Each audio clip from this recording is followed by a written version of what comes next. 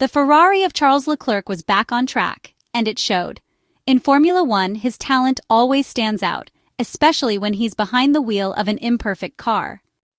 The mistake he made in the first free practice session could not erase the entire weekend. A silly slip-up caused by a moment of distraction. It could happen. Once back in action, the Monegasque immediately found good feeling again without suffering from the earlier absence. A different work plan. Yes. Keeping in mind that the Ferrari driver had not been able to carry out race pace simulation in FP2, on Saturday he took the time for a stint with a heavy fuel load. In his run to estimate performance over 300 kilometers, he put together fast and consistent laps. It should be noted that in his case we're talking about only 7 laps in total, compared to Lewis Hamilton's 11 on Friday.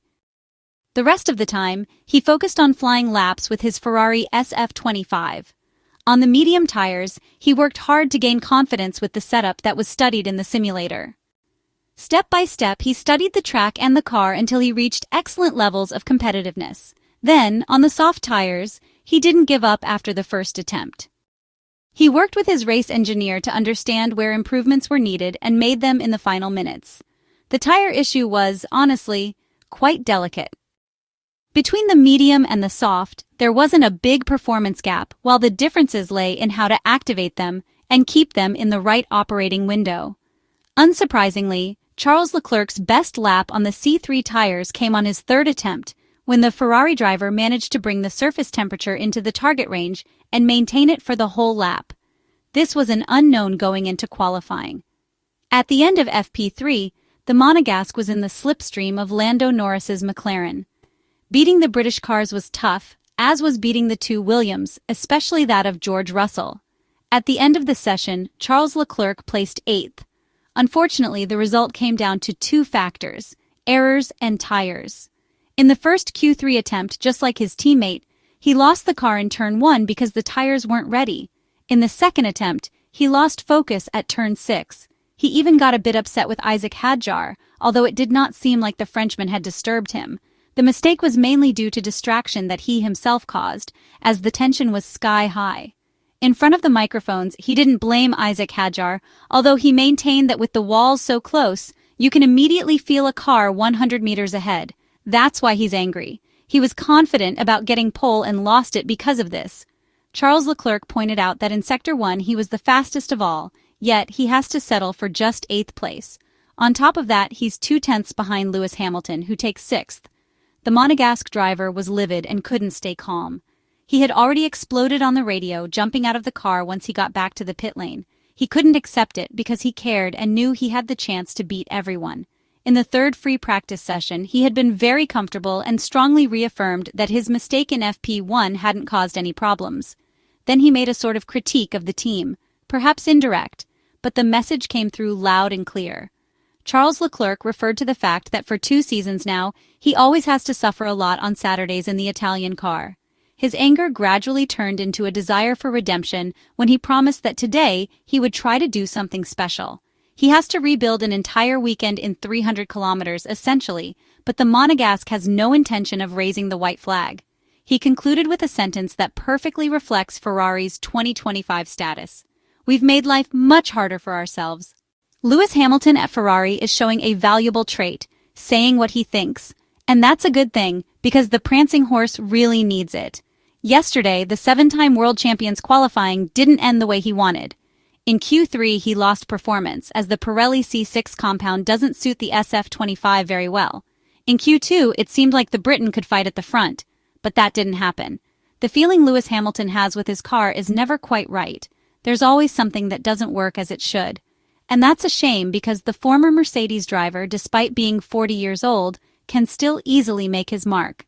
It must be said that in free practice he had to take on double duty, as Charles Leclerc's crash forced the team to revise its program. Even though he had more time to study the behavior of the Italian car, he could not exploit it as effectively as his teammate.